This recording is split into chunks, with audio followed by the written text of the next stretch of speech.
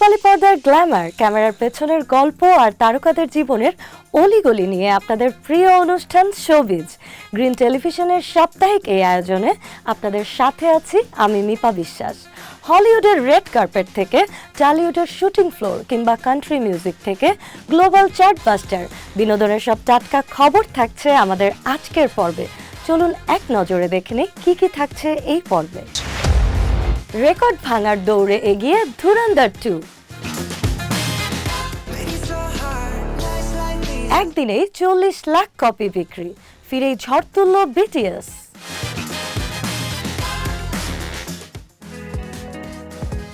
নগ্নতা বিতর্কের পর নতুন ঝামেলায় চ্যাপেল।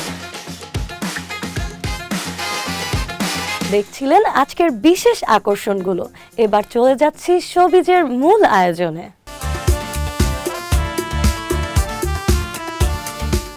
এবারের ঈদে মুক্তি পেয়েছে 5টি সিনেমা।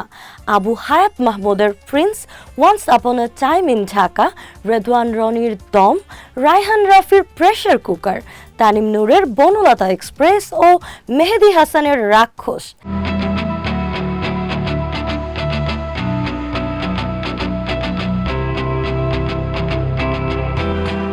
দম, বনলতা এক্সপ্রেস, রাক্ষস কিংবা প্রেসার কুকার, দর্শকদের সামনে ঈদ উপলক্ষে দুর্দান্ত এই সিনেমাগুলো নিয়ে হাজির হয়েছে প্রযোজক পরিচালকরা। অনেকেই পড়ছেন সিদ্ধান্তহীনতায়, কোনটি দেখবেন। অনেকে আবার একটি সিনেমা দেখার পর অন্য সিনেমাতেও মনোযোগ দিচ্ছেন। স্টার সিনেপ্লেক্সের টিকিট কাউন্টারে ভিড়, অনেকেই অনলাইনে টিকিট কেটেছেন আগেই। বেশ কিছু সিনেমার টিকিটও শেষ, অথচ একটা সময় ছিল যখন বাংলা সিনেমা দেখতে কেউ হলে যেত না। আর এখন দর্শকদের চাহিদায় টিকিট শেষ, এমনকি ব্ল্যাকেও টিকিট নিচ্ছেন বলে শোনা যায়। সিনেমা হলগুলোতে আসা দর্শকরা আশাবাদী, বাংলা সিনেমার উত্থান চলবে আরও অনেক দিন। আন্তর্জাতিক মানের গল্প ও ভিজুয়াল দিতে পারলে মানুষ নিয়মিত সিনেমা হলে আসবে বলেও ধারণা তাদের। অনেক ভিন্ন টাইপের আসতেছে মুভি, সেই জন্য মানুষ বেশি ঝোঁক করতেছে এবং আরও মানুষের এক্সপেকটেশন বাড়তেছে যে বাংলা মুভি আরও আগায় যাবে। সেই যে আগের যুগের বাংলা সিনেমা দেখা, সেই বাংলা সিনেমার ধারাটা আবার অব্যাহত শুরু হয়েছে, একটা উন্নতির ধারাটা শুরু হয়েছে। এটা আসলে বাংলা সিনেমা, বাংলা মুভি ইন্ডাস্ট্রির জন্য একটা পজিটিভ সাইন বলে আমার কাছে মনে হয়। এখন তো আমি টিকিট টাকা খরচ করে মুভিগুলো দেখি, ইনশাল্লাহ নেক্সট টাইমেও দেখব এবং আমার কাছে মনে হয় টাকাটা উসুল হয়ে যায়।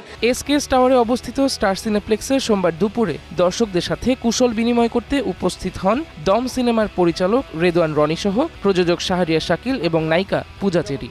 জানালেন দর্শকদের বিপুল সাড়া পাওয়া মানে বাংলাদেশি সিনেমা সামনে এগিয়ে যাচ্ছে। আজকে আমার 32টা শো চলছে আমাদের, তো আজকে যদি 50টা শো হতো, 50টা শোই হাউসফুল যেত।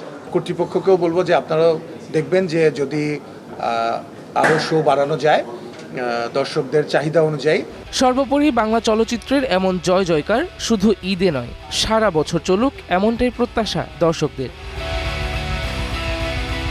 মালাইকা আরোরা নামটাই যেন আলোচনার জন্য যথেষ্ট। আরবাজ খানের সঙ্গে বিচ্ছেদের পর পেরিয়ে গেছে অনেক বছর, মাঝে অর্জুন কাপুরের সঙ্গে সম্পর্ক নিয়েও আলোচনায় ছিলেন, সেই সম্পর্ক ভেঙে গেছে। এখন মালাইকা আলোচনায় নতুন প্রেমের খবরে। এর মধ্যেই সাংবাদিক ভিকি লালওয়ানি দাবি করেছেন প্রচারের স্বার্থে আরও 1 দশক আগে আরবাজের সঙ্গে বিচ্ছেদ দিয়ে মিথ্যে বলেছিলেন মালাইকা। ফল আবারও আলোচনায় সেই বলিউড তারকা। সেই সূত্র ধরে ফিরে দেখা যাক আরবাজ ও মালাইকার বিচ্ছেদ। মালাইকা আর আরবাজের প্রেমের গল্প শুরু হয়েছিল বলিউডের মঞ্চে। একে অপরকে ভালোবেসে তারা বিয়ে করেন 1998 সালে। সে সময় মালাইকা ছিলেন তরুণ, ফ্যাশন ও সিনেমা জগতের আলোচিত মুখ, আর আরবাজ তখন ইতিমধ্যেই সফল অভিনেতা, প্রযোজক। তাদের সংসারে এলো এক পুত্র, আরহান খান। 19 বছরের দাম্পত্য জীবনে বেশ অনেক স্মৃতি তৈরি হয়েছিল।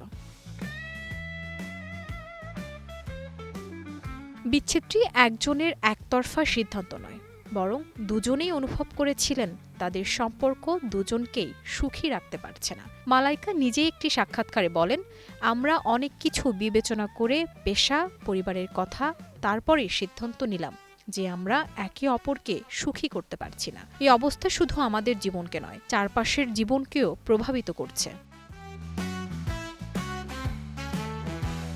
মালাইকা পরবর্তী সময় বহু সাক্ষাৎকারে সবাইকে জানিয়েছেন যে সম্পর্কের ভাঙন ছিল একরকম প্রাকৃতিক বিচ্ছিন্নতা, ঠিক কোনো একটি বিশেষ ঘটনায় নয়, বরং সময়ের সঙ্গে দুজনই ভিন্ন মানুষ হয়ে ওঠেন। মালাইকা মনে করেন তারা তরুণ অবস্থায় বিয়ে করেছিলেন এবং সময়ের সঙ্গে তার ব্যক্তিগত লক্ষ্য ও চাহিদা বদলে গিয়েছিল। যদিও মালাইকা প্রধানত আলোচিত মুখ হয়েছিলেন বিবাহ বিচ্ছেদ নিয়ে, আরবাজ নিজেও বিভিন্ন সাক্ষাৎকারে কিছু মন্তব্য করেছেন, যা বোঝা যায় তিনি এ ব্যাপারে মানসিকভাবে পরিণত ও সহনশীল। এক সাক্ষাৎকারে আরবাজ বলেছেন যে সবকিছু ঠিকঠাক মনে হলেও কোনো না কোনোভাবে সেটা ভেঙে গিয়েছিল। বিচ্ছেদ মানেই ঘৃণা নয়। বিচ্ছেদের পর মালাইকা উল্লেখ করেছেন যে শুধু সমাজ নয়, বন্ধু ও আত্মীয়দের কাছ থেকেও তিনি বহু প্রশ্ন ও সমালোচনার শিকার হয়েছেন। এক্ষেত্রে মালাইকা বলেন, নিজের সুখ না থাকলে জীবনে অন্যকেও সুখী রাখা কঠিন। সব বিবেচনায় বিচ্ছেদ তার সেরা সিদ্ধান্ত। বিচ্ছেদের পরেও মালাইকা ও আরবাজ একে অপরের প্রতি শ্রদ্ধাশীল থেকেছেন। সন্তান আরহানকে দুজনেই আলাদাভাবে সময় দেন। মালাইকা পরবর্তী সময়ে অর্জুন কাপুরের সঙ্গে প্রেম করেছেন, পরে সেই সম্পর্কও ভেঙে যায়। আরবাজ 2023 সালে মেকআপ আর্টিস্ট সুরা খানকে বিয়ে করেন। গত বছর এই দম্পতির ঘরে প্রথম সন্তানের জন্ম হয়। কেডি দ্য ডেভিল নামের কন্ট্রোর সিনেমার গান সারকে চুনার তেরি সারকে ঘিরে বিতর্কের মাঝেই আইনি জটিলতায় জড়ালেন বলিউড অভিনেত্রী ও নৃত্যশিল্পী নোরা ফাতেহি। 10 জন আইনজীবীর একটি দল ভারতের স্বরাষ্ট্র মন্ত্রণালয়ে নোরার বিরুদ্ধে একটি অভিযোগপত্র জমা দিয়েছেন।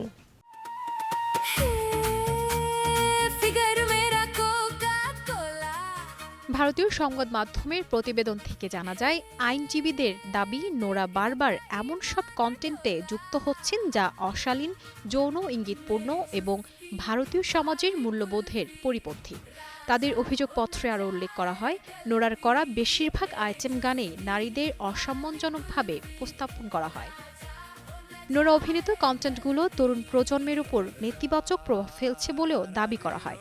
আইনজীবীরা ফরেনার্স অ্যাক্ট 1946 বা বিদেশি আইনের কথা উল্লেখ করে জানিয়েছেন, কোনো বিদেশি নাগরিকের কার্যকলাপ যদি দেশের শালীনতা বা জনস্বার্থের পরিপন্থী হয় তবে সরকার তার বিরুদ্ধে কঠোর ব্যবস্থা নিতে পারে। তাদের দাবি, ভারতে নোরা ফাতেহির কাজ করার অনুমতি বা ওয়ার্ক পারমিট বাতিল করা হোক। এদিকে বিতর্কিত গানটি প্রসঙ্গে নোরা জানিয়েছেন, 3 বছর আগে করা এই গানের শুটিংয়ের সময় কিছু দৃশ্যে অস্বস্তি অনুভূত হয়েছিল তার। সেটি নির্মাতাদের জানান তিনি, কিন্তু নির্মাতারা সে বিষয়গুলোকে গুরুত্ব দেননি। On that note, I will be more careful and I will be more strict moving forward. And yeah, I just want to say thank you for the backlash. Because of that, সম্প্রতি বিতর্কিত গানটির জন্য প্রকাশ্যে ক্ষমা চেয়ে Nora বলেন, বিতর্কিত গানটি নিয়ে আমি আপত্তি জানাই, কিন্তু নির্মাতারা সেটিকে গুরুত্ব দেননি। এটা আমার দোষ নয়। আমি কোনো তারকার সন্তান নই। নিজের পরিশ্রম আর সম্মানই আমার একমাত্র পুঁজি। 1970-এর দশকের প্রেক্ষাপটে নির্মিত কেডি দ্য ডেভিল নামের কন্নড় সিনেমার সারকে চুনার তেরি সারকে গানটিতে অশ্লীল লিরিক এবং আপত্তিকর নৃত্যভঙ্গি থাকায় তা নিষিদ্ধের দাবি তোলে ভারতের বিভিন্ন মহল। বিতর্কের মুখে গানটি ইতিমধ্যে নেট দুনিয়ার সব প্ল্যাটফর্ম থেকে সরিয়ে ফেলা হয়েছে। মুক্তির পর থেকেই বক্স অফিসে একচ্ছত্র আধিপত্য বিস্তার করেছে ধুরন্ধর 2। 100 কোটিরও বেশি আয় ধরে রেখে ছবিটি শুধু রেকর্ডই গড়ছে না, ভাঙছে একের পর এক পুরনো মাইল ফলক। 400 কোটির ক্লাব পেরিয়ে বিশ্বব্যাপী আয়ে 761 কোটি টাকায় পৌঁছে গেছে রণবীর সিং অভিনীত এই অ্যাকশন থ্রিলার। तूने सुना नहीं, जहाँ दर्द है वहाँ मर्द है। আদিত্য ধর পরিচালিত ধুরন্ধর 2 মুক্তি পেয়েছে 19 মার্চ। মুক্তির প্রথম দিনে ছবিটি আয় করে 102 কোটি 55 লাখ রুপি। দ্বিতীয় দিনে আয় কিছুটা কমে 80 কোটি 72 লাখ রুপি হলেও তৃতীয় দিন থেকেই শুরু হয় ঊর্ধ্বমুখী প্রবণতা। ঈদের ছুটির পুরো সুবিধা নিয়ে তৃতীয় দিনে ছবিটি আয় করে 113 কোটি রুপি, আর চতুর্থ দিন আয় দাঁড়ায় 114 কোটি 85 লাখ রুপি, যা এখন পর্যন্ত ছবিটির একদিনের সর্বোচ্চ সংগ্রহ। সব মিলিয়ে ভারতের বক্স অফিসে ছবিটির মোট আয় দাঁড়িয়েছে 550 কোটি 12 লাখ রুপি, যা সাম্প্রতিক সময়ে অন্যতম দ্রুততম আয়ের রেকর্ড। धुरंधर तेरी कहानी खत्म करना मेरे लिए काम नहीं, मजा है भैया। মাত্র 4 দিনে 400 কোটির ক্লাবে প্রবেশ করে নতুন ইতিহাস গড়েছে ধুরন্ধর 2। এত কম সময় এই অঙ্ক ছোঁয়ার নজির আগে দেখা যায়নি। लेकिन तुमने हमें धोखा दिया, अब वही धोखा लौटेगा। धोखा तो कला है। পুষ্পা 2 এই মাইলফলকে পৌঁছাতে সময় নিয়েছিল প্রায় 7 দিন, জওয়ান 9 দিন, অ্যানিমেল 10 দিন, পাঠান ও স্ত্রী 2 11 দিন, সাভা 14 দিন, এমনকি ধুরন্ধর এর প্রথম কিস্তিরও 400 কোটিতে পৌঁছাতে লেগেছিল 12 দিন। ফলে সিকুয়েলটি স্পষ্টভাবে ফ্র্যাঞ্চাইজির জনপ্রিয়তা ও দর্শক চাহিদার নতুন মাত্রা তুলে ধরেছে।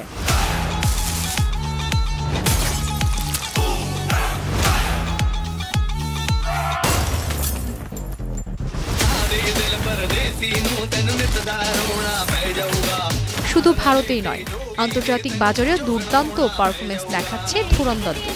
ছবিটির বিশ্বব্যাপী আয় দাঁড়িয়েছে 761 কোটি রুপি। এই আয় দিয়ে 2026 সালে মুক্তিপ্রাপ্ত অন্য সব ছবিকে ইতিমধ্যে ছাড়িয়ে গেছে এটি। এমনকি বরবাদ 2 এর লাইফ টাইম আয় 664 কোটি 50 লাখ রুপি অতিক্রম করেছে মাত্র 4 দিনে, যা নিজেই একটি বড় রেকর্ড। पड़ोस में रहते हैं हम, कूदे भर का जोर लगा लो और बिगाड़ लो जो बिगाड़ सकते हो। हिंदू बहुत ही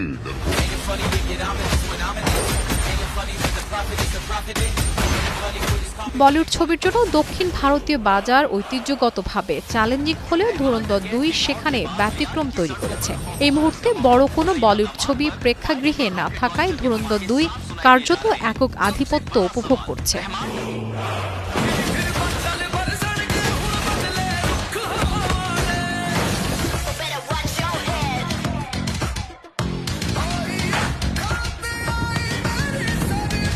বক্স অফিস বিশ্লেষকদের মতে বর্তমান গতিতে চলতে থাকলে খুব দ্রুতই ধুরন্ধর 2 1000 কোটির ক্লাবেও প্রবেশ করতে পারে। সব মিলিয়ে বলা যায় ঈদের বক্স অফিসে ধুরন্ধর 2 এখন শুধু একটি হিট সিনেমা নয়, এটি পরিণত হয়েছে এক রেকর্ড ব্রেকিং ঘটনায়।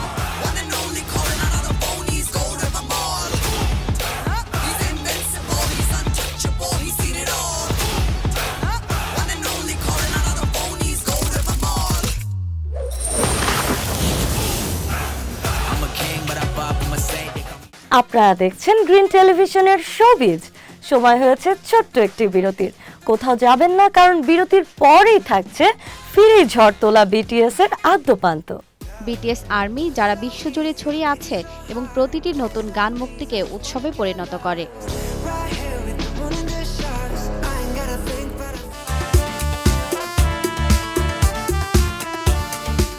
বিরতির পর আবারও স্বাগত জানাচ্ছি গ্রিন টেলিভিশনের সাপ্তাহিক আয়োজন শোবিজে।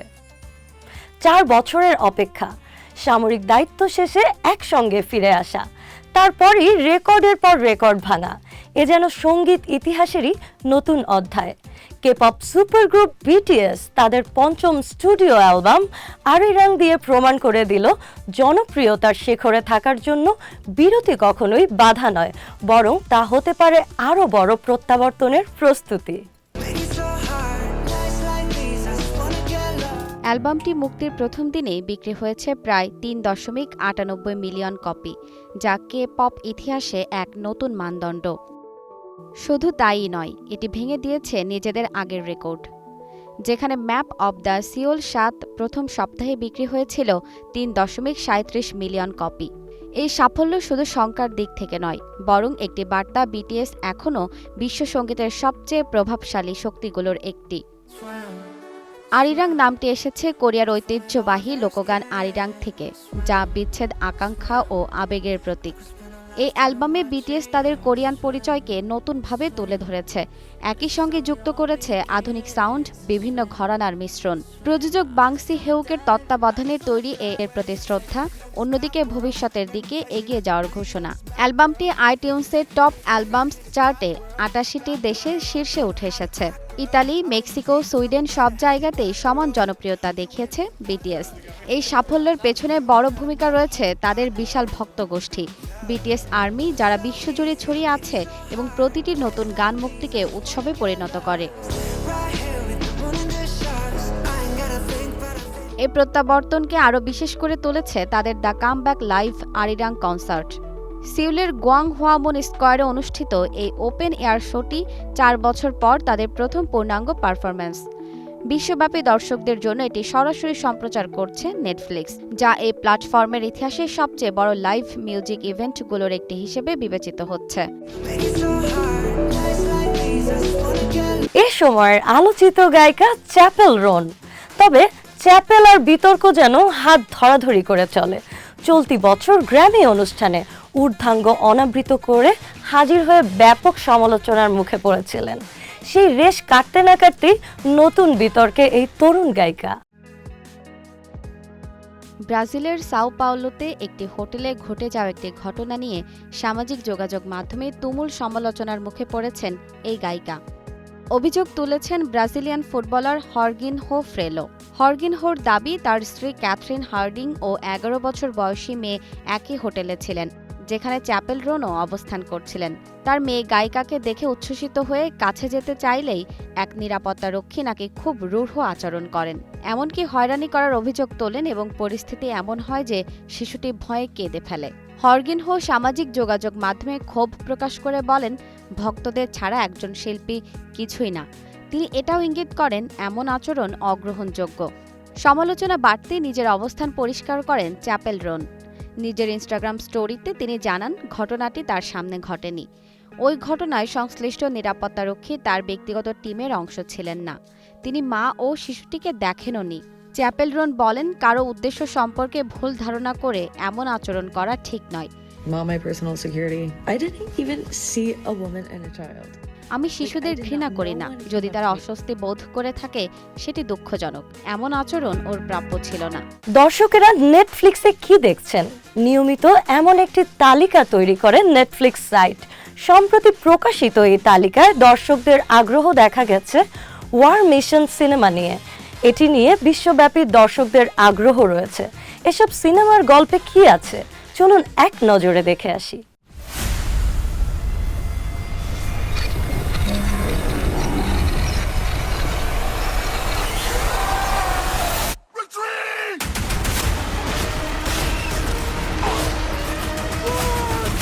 অ্যাকশনধর্মী এই ছবি আধুনিক যুদ্ধ প্রযুক্তি ও সামরিক অভিযানের গল্প নিয়ে নির্মিত।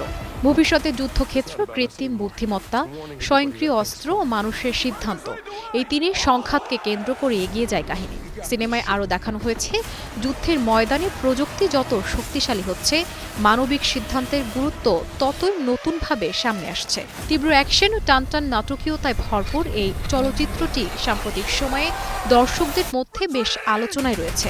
সিনেমাটির IMDb রেটিং 6.4। अगर आप अपने दिल की सुनेंगे तो ये आपको कहीं भी पहुंचा सकता है। मेरे कोरिया के प्यार ने मुझे अपने आप से मिलवाया और अपने घर तक ला पहुंचाया। ভারতের এই সিনেমা তামিলনাড়ুর ছোট এক শহরের তরুণীর গল্পকে ঘিরে, যে দীর্ঘদিন ধরে দক্ষিণ কোরিয়ায় যাওয়ার স্বপ্ন দেখে। সেই স্বপ্ন পূরণ করে সে এক সময় পাড়ি জমায় দেশটিতে, কিন্তু স্বপ্নের সেই জায়গায় গিয়ে শুরু হয় ভিন্ন এক বাস্তবতা। ভাষা, সংস্কৃতি ও জীবনযাত্রার পার্থক্যের কারণে তাকে কঠিন সংগ্রামের মুখে পড়তে হয়।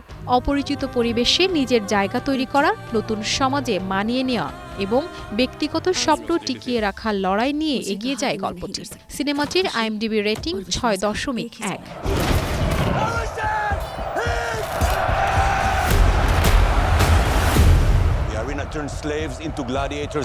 ঐতিহাসিক মহাকাব্যিক সিনেমা হিসেবে ধরা হয় গ্ল্যাডিয়েটর সিনেমাকে। এই সিনেমা সিকুয়েল গ্ল্যাডিয়েটর 2 নিয়ে এখন দর্শকদের অনেক আগ্রহ। প্রাচীন রোম সাম্রাজ্যের ক্ষমতার লড়াই ও গ্ল্যাডিয়েটরদের জীবন সংগ্রামকে নতুন প্রজন্মের চরিত্রের মাধ্যমে তুলে ধরা হয়েছে। বিশাল সেট, যুদ্ধের দৃশ্য এবং শক্তিশালী অভিনয়ের কারণে সিনেমাটি ব্যাপক আলোচনায় আসে। ইতিহাস, রাজনীতি ও প্রতিশোধের গল্প একসঙ্গে মিলিয়ে নির্মিত এই চলচ্চিত্র দর্শকদের নতুন অভিজ্ঞতার সঙ্গে পরিচিত করেছে। সিনেমাটির IMDb রেটিং 6.5। ஏஞ்சல்னா நம்ம மைண்ட்ல ஒரு இமேஜினேஷன் இருக்கும்ல, அதுக்கு அப்படியே மேட்ச் ஆவா।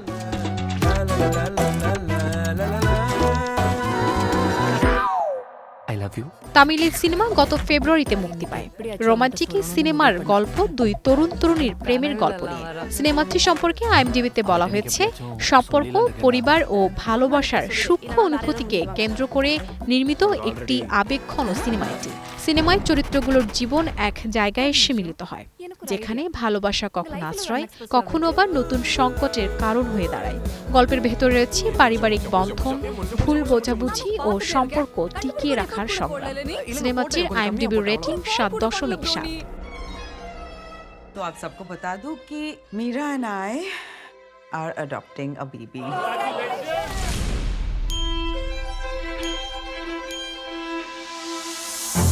সিনেমায় প্রধান চরিত্রে অভিনয় করেছেন কঙ্কনা সেন শর্মা।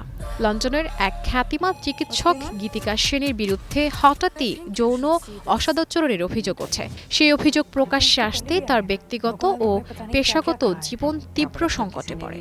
সমাজের দৃষ্টি, গণমাধ্যমের চাপ এবং আইনি লড়াইয়ের মধ্যে ধীরে ধীরে ভেঙে পড়তে থাকে তার গড়ে তোলা অবস্থান। সত্য, ক্ষমতা ও সামাজিক বিচার, এই জটিল প্রশ্নগুলোকে ঘিরে এগিয়ে যায় গল্পটি। সিনেমাটি গত 27 ফেব্রুয়ারি নেটফ্লিক্সে মুক্তি পায়। সিনেমাটির IMDb রেটিং 4.5। मुझे नहीं लगता किसी का तुम्हारे लिए सही है। जिसको जो सोचना है वो सोच रहा है। मतलब सच क्या है किसी को जानना ही नहीं। जो जानना है वो ये है। Don't raise your voice at me.